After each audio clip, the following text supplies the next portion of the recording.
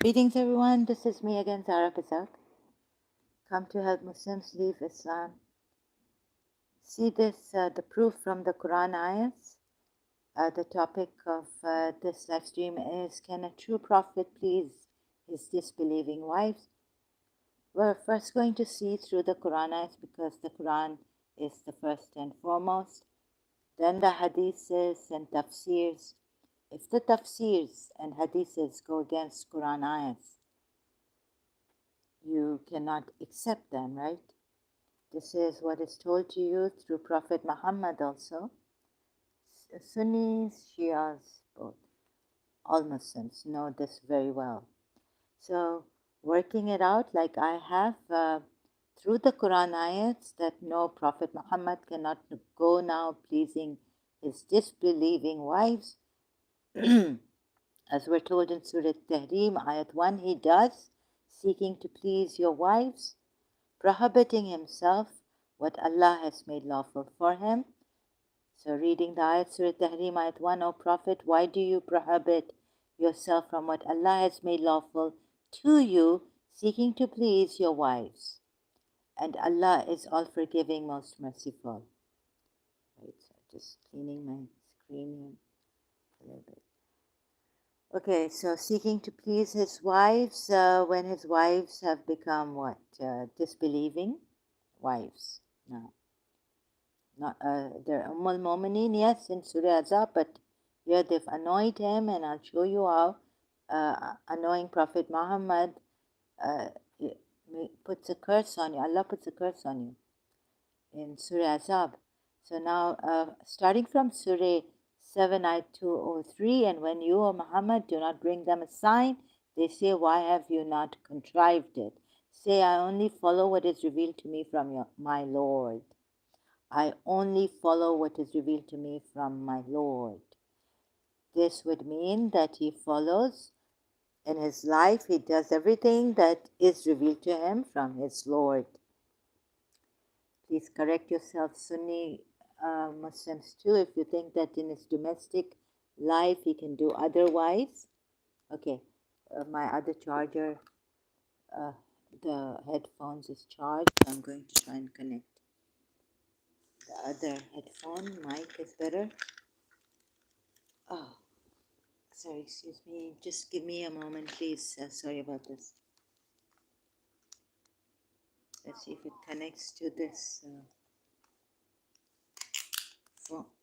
Okay, I think it is connected. Just checking, pausing for a while. Please bear with me.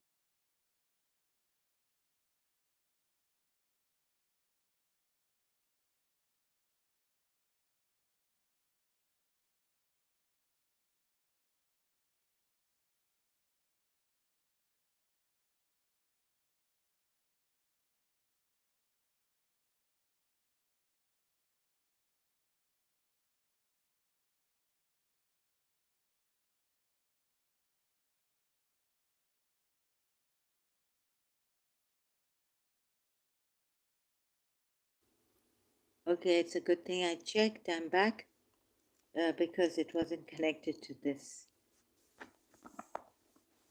Hope the sound is more clear, a little bit more clear than before. That's I can't check that, but just checking the sound now. Okay. So now whatever the tafsirs have said and all this, first you look at it this way, the way I'm showing you here, according to my understanding, seeing of the Quran ayats, taking the Quran ayats, he cannot even go pleasing his disbelieving wives. How they become disbelievers? Because it says here in Surah Tahrim, in the 5th ayat of Surah Tahrim, perhaps if he were to divorce you all, his Lord would replace you with better wives who are submissive to Allah, Muslimah, for females, Muslimah. This means that his wives have become disbelievers, right? And if you're not sure about this even, then please go to Surah, oh my goodness, Surah Azab at 57. Allah will curse those who even try to annoy Allah, and not only that, and his messenger in this world, they're cursed in this world and in the hereafter. Who even try to annoy, some say abuse and all this. Translators differ. But I've taken but one says annoy here, Dr. T.B. Irving, and there's another one that says annoy. Your own Muslim translators of this Quran ayat. So before going to the tafsirs and all that, let's look at the Quran ayats, what they say about pleasing his wives that he went doing in Surah Tahrim ayat 1, prohibiting himself, making haram for himself what Allah has made lawful for him, seeking to please your wives when he himself is being told, the Shia say through him, the believers are being told, because he would never do this, right? In Surah Azab, ayat 1, and there are other ayats also in Surah Tawbah, ayat 73. O Prophet, strive hard against the disbelievers and the hypocrites, and be adamant and stern with them. So even if here the Shia say the believers are told, because the Prophet would never do this, so through him, as he is addressed here, the believers are told to strive hard against the disbelievers and the hypocrites, and be adamant and stern with them. In the end, the abode shall be hell, and it is the worst of all abodes. So back to Surah Tahrim, ayat 1, why he cannot be pleasing his wives. He's not allowed. When the believers are not allowed. So, and for the Sunnis, straightforward. O Prophet, strive hard against the disbelievers and the hypocrites, and be adamant and stern with them. In the end, their abode shall be hell. Here it all fails. I don't understand how the Shias even can go on defending Prophet Muhammad in Surah Tahrim ayat 1 and 2, taking an oath. So Allah has protected him from the oaths they take in vain, or due to some much helplessness or something, being under duress. And if you're under duress, you should not be putting others in duress, as you did the Jews and Christians in Surah Tawbah ayat, strive against them who do not pay the jizya, and make them pay it forcefully. You should not coerce and like for this when they're not even fighting you. What number of I can't remember the number. Surah Tawbah. Surah 25 ayat 52. This is now for the believer.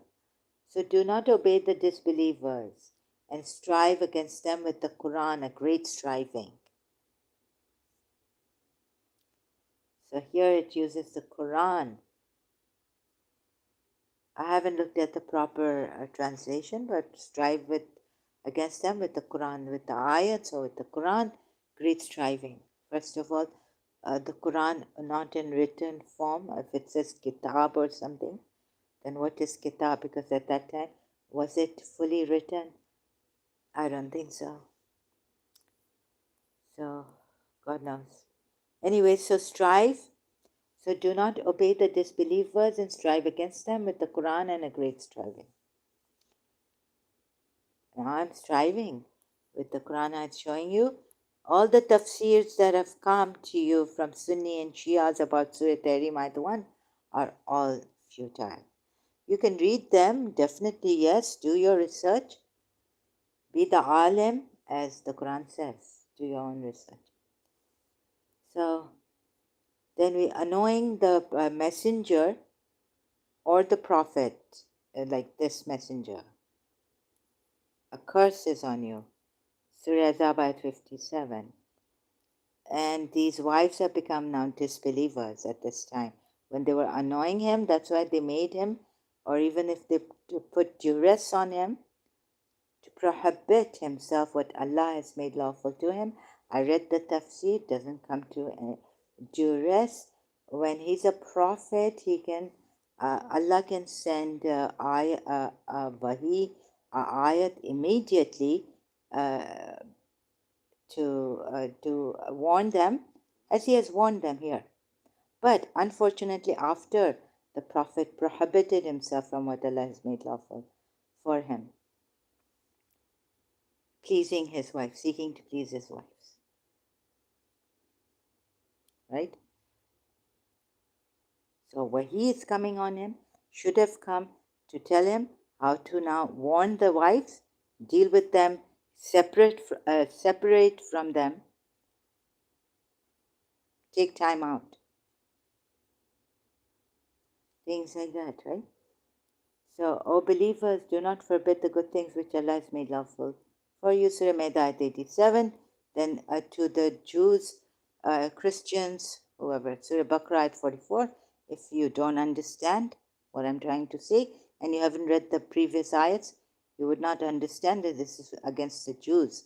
Do you preach righteousness and fail to practice it yourself, although you read the scripture?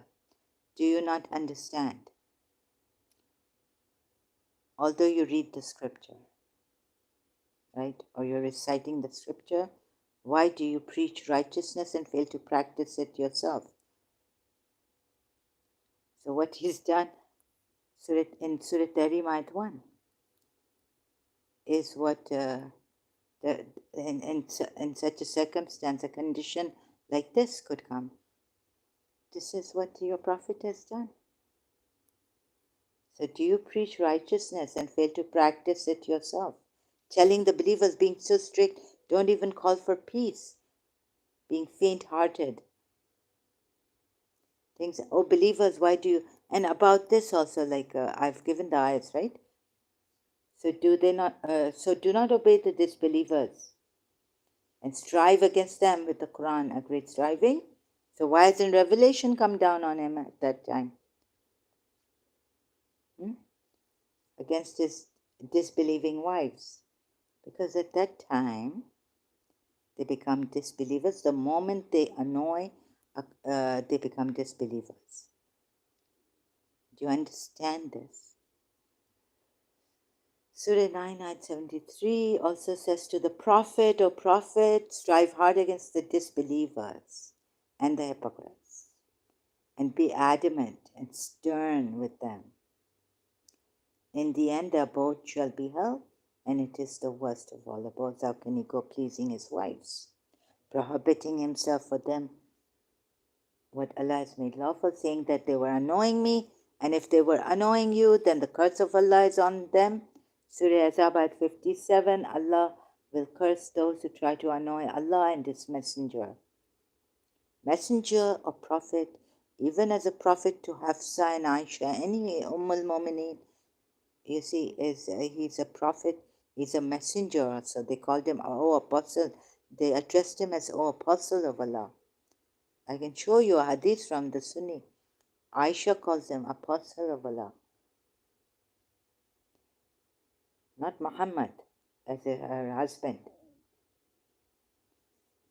So now the main point here is, if you annoy, but you become disbelievers, the curse of Allah is on you, moreover, in this world and the hereafter, and at this time, the Prophet in Surah Tahrim, we are told, seeking to please his wives, such a big thing has happened, and the tafsirs are defending him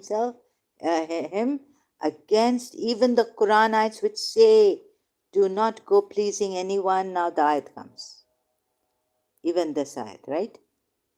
Other than Allah. If you go doing that, what happens to you? So Al Imran verse 162.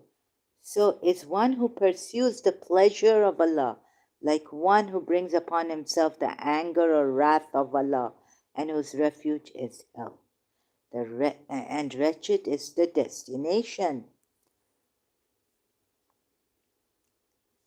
You cannot go. It's not alike. It's not similar. And moreover, the anger of Allah is on those.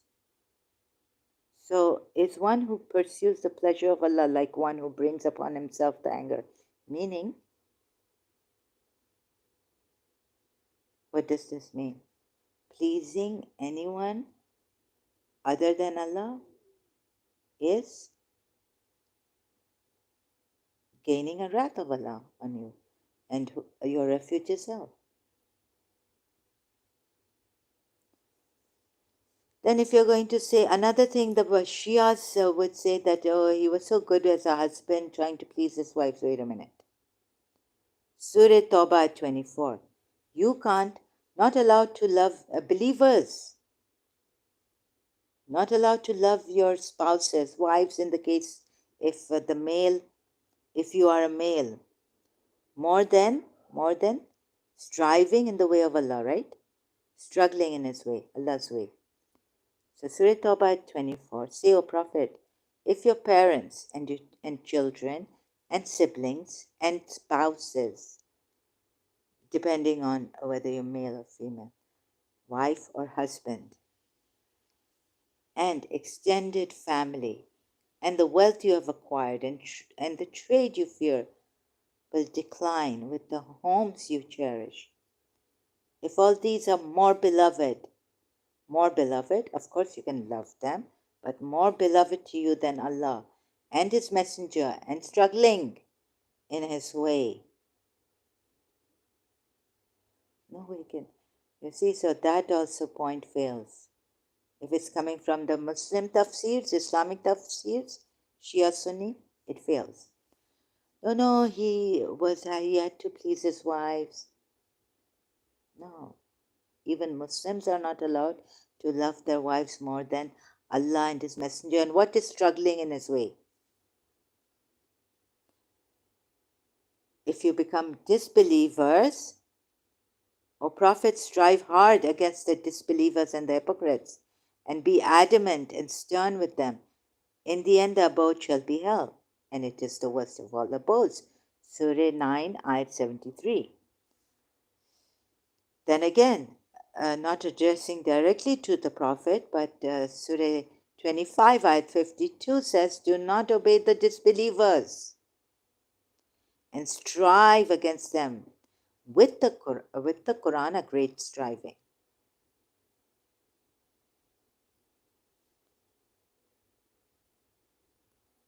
So all of you Muslims have become, you have deviated from even the Quran rules, and which the ayats are telling you, and your tafsirs also have deviated. So a true believer, even if I would not be obeying you, strive against them with I'm striving against you with the Quran ayats. A great striving I'm doing. Whereas you will come and kill me and harm me and insult me and abuse me. You can do these things. The Sunni, I think in the Sharia, how you can trick people and be dishonest and try to win the argument. And for Islam, you can even lie. I think John, I don't know how far. In P. Fender's, Mr. J, Professor Dr. J's channel was saying, there's a John Christian who was saying what the Sharia allows the Sunni Muslims to do, or non-Shia Muslims, is to lie, trick, and use tactics like the Christians could have done this, and lie, and how they can lie to protect Islam, like Abraham did. No, even worse. No, yeah, like it smashed, but he was stupid to smash the and say, talk to him, this big chief of Ida. But they found out it was Abraham. The Quran ayats reveal very clearly. So the chief idols, they got the intuition, they knew it, who it was. And Abraham's father also knew, or uncle Azar, that he was against this idol worshipping. Now, have I missed any other? Nor does he speak out of his desire. So Sunnis, correct yourselves in domestic life or other matters. Goodness, he can make mistakes and this and that, and Allah is correcting him.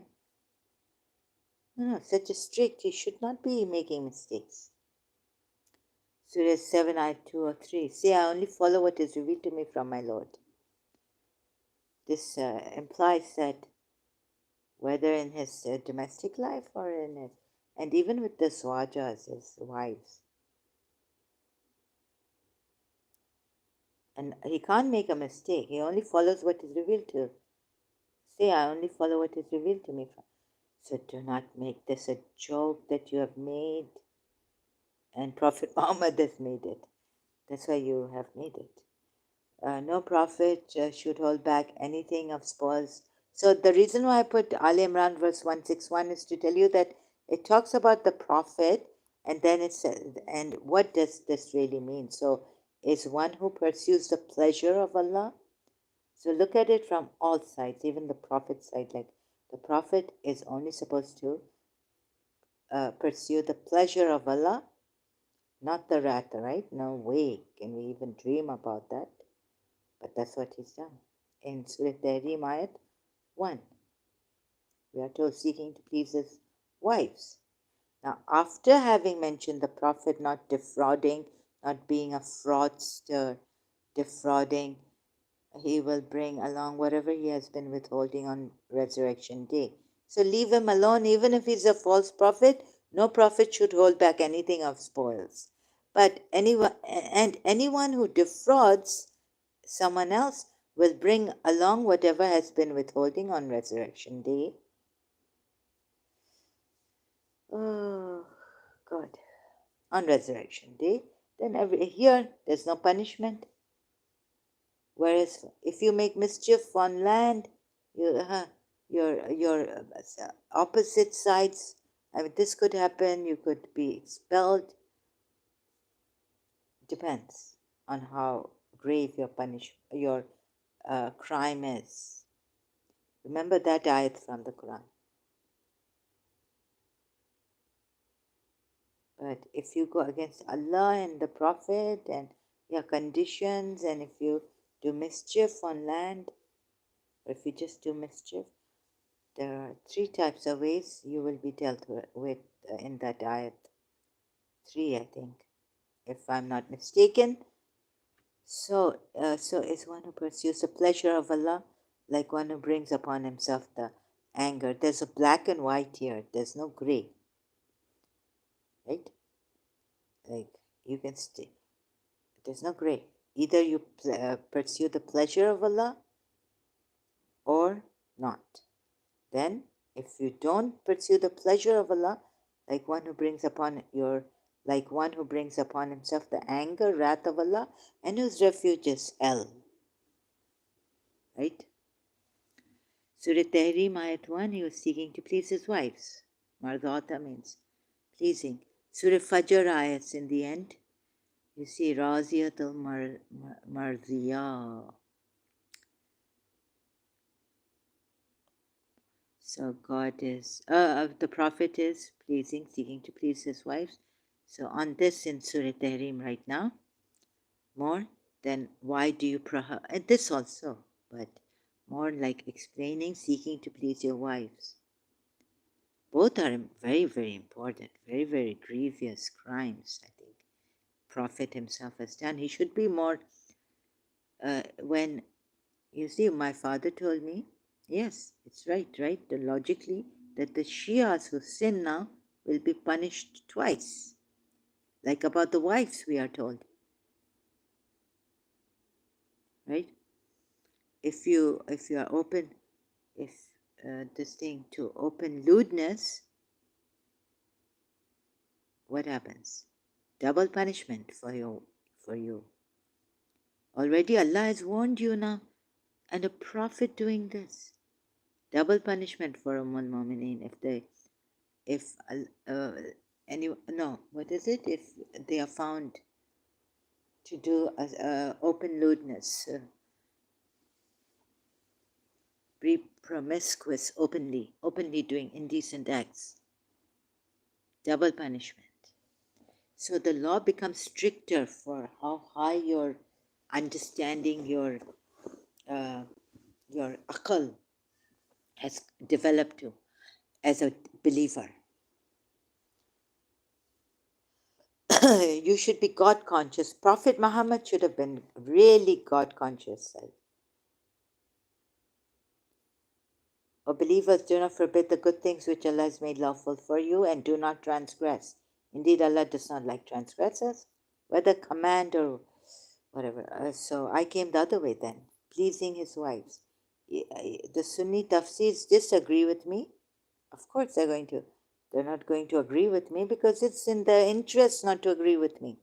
Not to agree with the Quran ayats, even.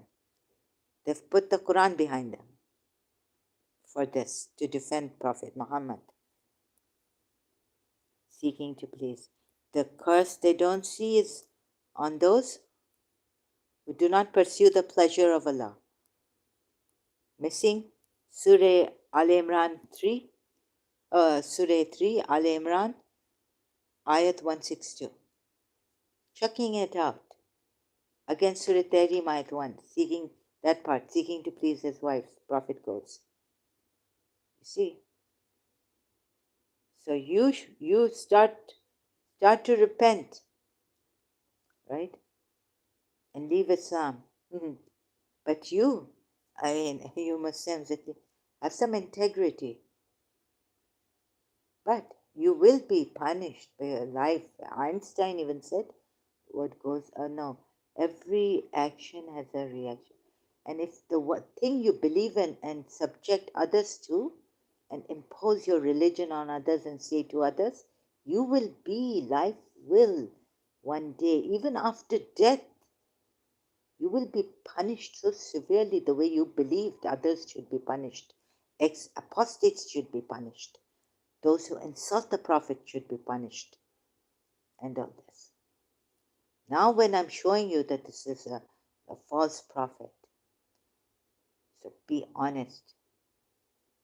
Don't bring a punishment on yourself. Don't believe in this. Whatever you believe in will come to you one day, even after death. Hindus say so. I've heard Kalki Bhagwan.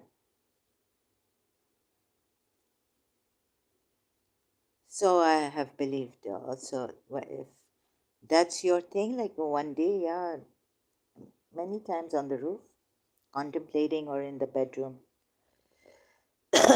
or in my head. Of course, that's where we contemplate, I think. Using the akal, intellect.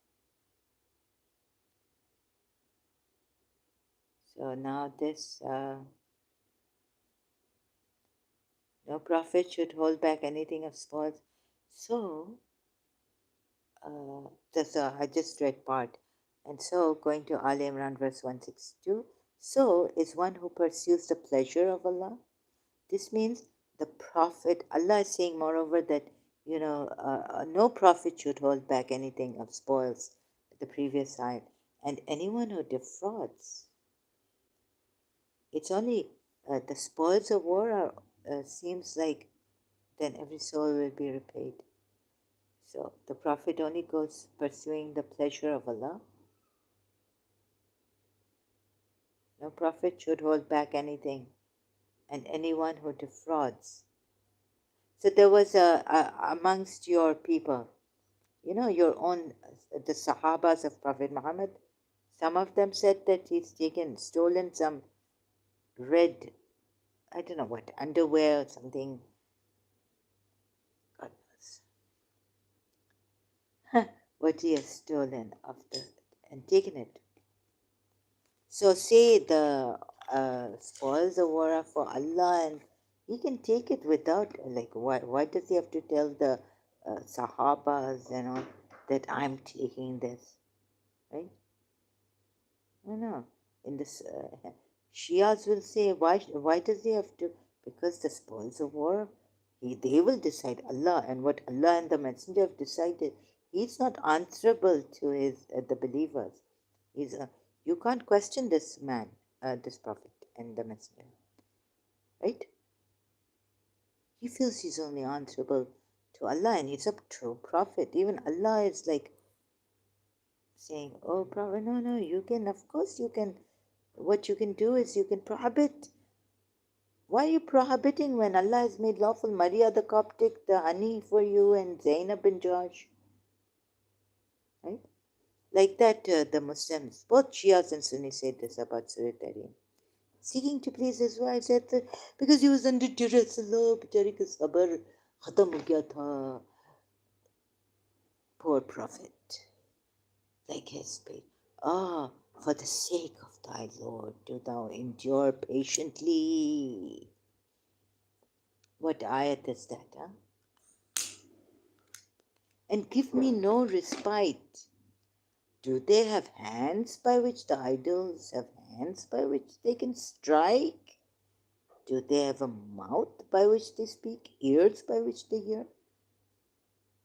And then he says, call them, let's see if they can help you. Right? So, meaning in that Quran ayah, so give me no respite.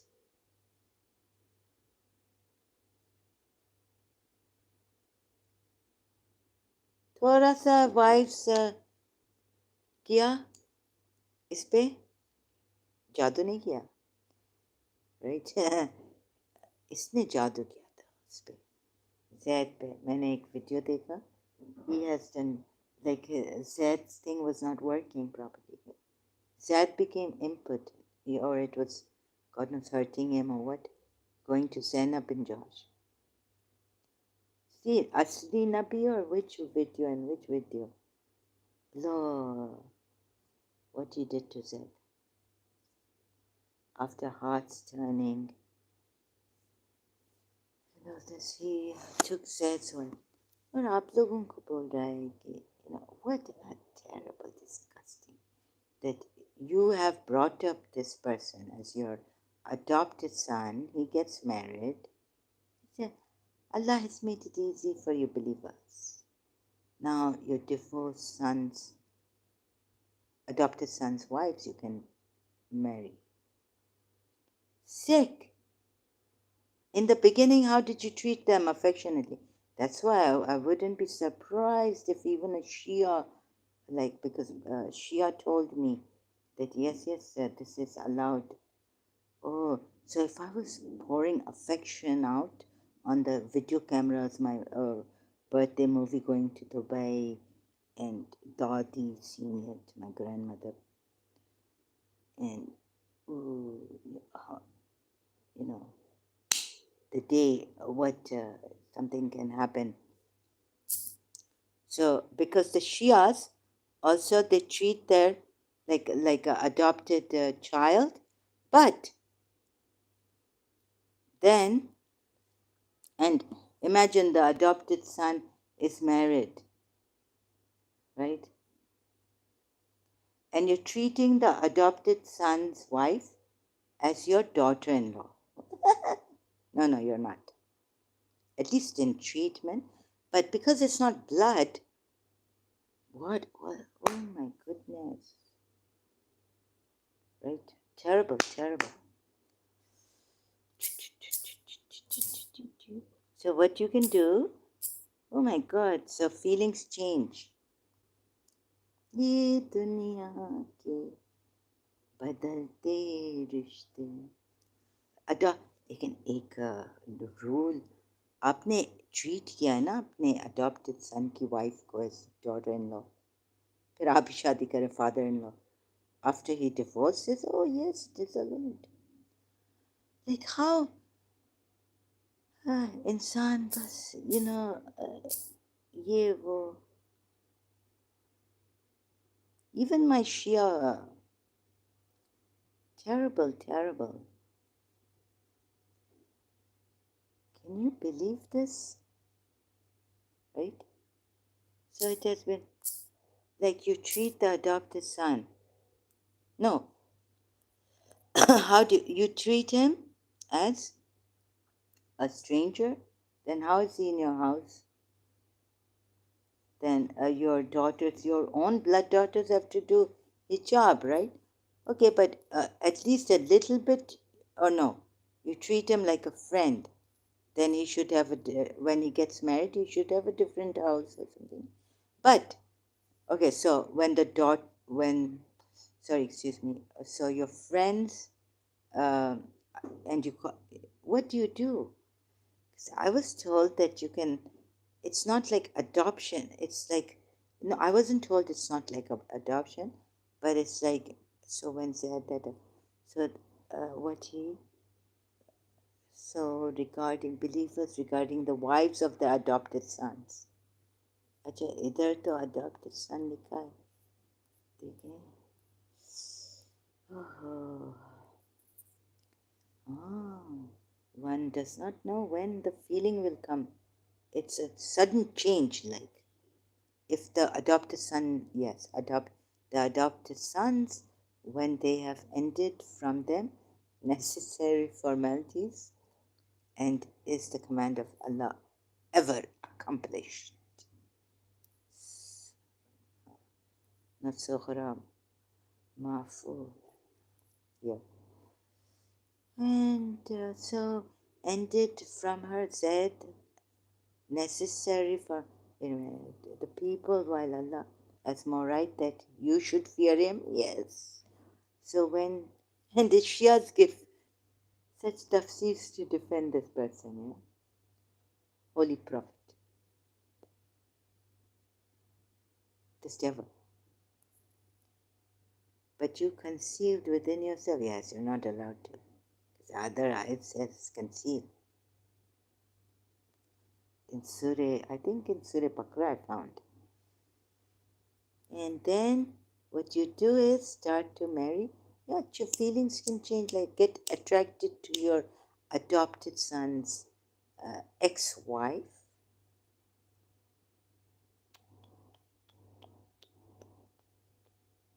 No, you people can't. You're told to change your feelings like this. It's going to help Islam. It's going to help that poor lady, your daughter-in-law, and that there not be upon the believers any discomfort, guilt concerning the wives of the claimed. Okay, someone has Sahih International has put claimed sons. Where you claim them as your sons. But inheritance not given to them. La. So you at least claim. Shameless beings you have been brought up to be. Your feelings can change like this. Treatment first, but I say superficially, what you say with your mouths and what you do with your, and then you change. That's why no one could trust that my feelings for Mr. Saw would remain pure. You say there's no true love in this life. Oh, except there is true love, right? God, I mean, I took her as an aunt, grand aunt.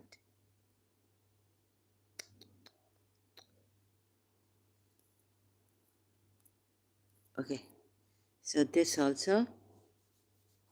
What else is there?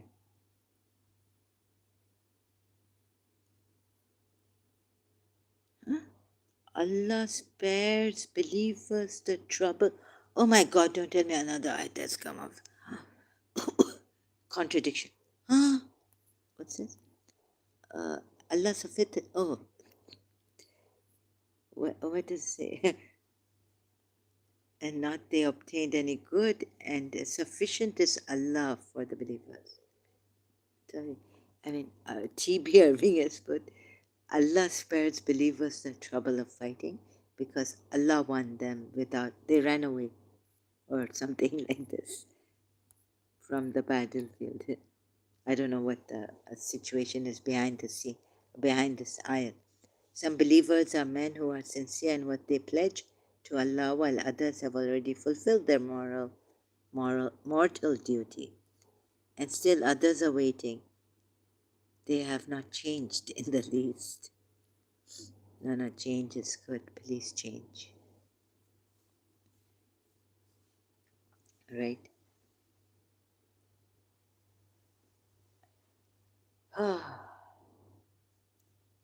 Love never changes, but इंसान को क्या करें दुनिया के साथ बदलना होता है.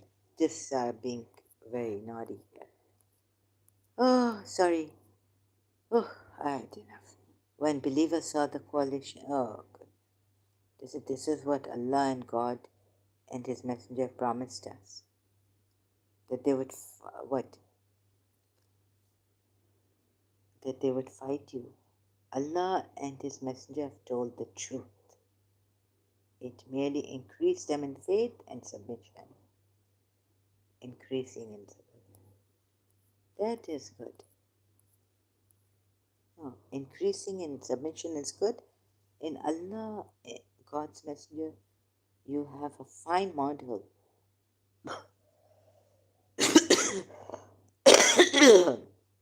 For someone who looks forward to meeting Allah in the last and mentions Allah frequently. You have a fine model. They think they're utterly niggardly in coming to your aid. Whenever there is danger, you will see them looking at you, their eyes rolling as though they were on the verge of fainting at the approach of death. But when the danger passes away, their greed for wealth prompts them to greet you with the sharp, scissor-like tongues. These are the ones who never truly believed. So, Prophet Muhammad was so good, very soft tongue. And so Allah has caused their deeds to be reduced to naught. That is easy enough for Allah. Prompts when to greet you with the sharp tongues, indisposed toward you. And when fear comes, you see them looking at you, their eyes revolving like one being overcome by death. And when fear departs, they lash you with sharp tongues, indisposed. Yeah, of course, if you're going to stand there with the sword, you're going to suppress. You know what happens when you do this? Coercing them. दबा के रख दिया, press them down, fear cast into them. One day they will get up and they will, you have made them go insane.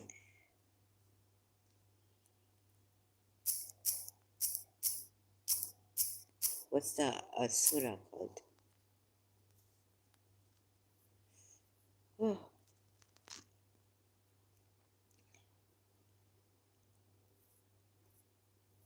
Woe to every backbiter slanderer who amasses wealth greedily and counts it repeatedly, thinking that their wealth will make them immortal.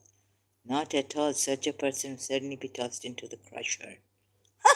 And what would make you realize what the crusher is? It is Allah's kindled fire, which rages over the hearts. It will be sealed over them, tightly secured with long braces.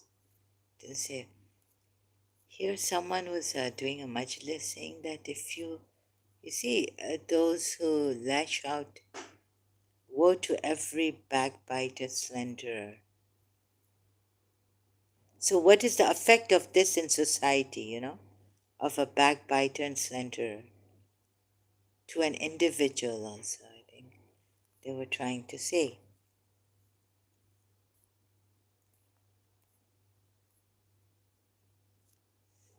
see. I have to do this all the time now. It doesn't automatically go to every. Let's see what the Sunni Muslims say. The words used in the original are humazat il-lumazar. In Arabic, hams and lams are so close in meaning that they are sometimes used as synonyms, and sometimes with a little difference in the shade of meaning. But this difference is not definite or clear. Hams by some Arabic speaking people themselves is given to lams by other Arabic speaking peoples. On the contrary, the meaning given to lams by some people is given to hams by others. What is this? Here, since both the words appear together and the words, this and have been used, they give the meaning that it has become a practice with the sender that he insults and holds others in contempt habitually. Like, if someone keeps insulting you habitually, what will you do to that person? One day, when that person will get the power to get like Ram or Sham, have you seen the movie Ram or Sham? He raises his finger and winks at one man, finds fault with the lineage and person of another. That's, of course, Prophet Muhammad is doing it. Taunts one in the face and backbites another, creates differences between friends, and stirs up divisions between brothers. Calls the people names and bullies them, satirizes and defames them, bullying them also. A bully. Oh, what is this? A fate we collect. So, no, because there are verses in the Quran which say coerce, like, words, deface the faces and all this, coercion. Terrible, terrible. Okay, thank you very much. I think I have to end now abruptly. Have a beautiful, blessed day always. God bless you all. Have a wonderful day. I have to leave now, take a break. Thank you so much.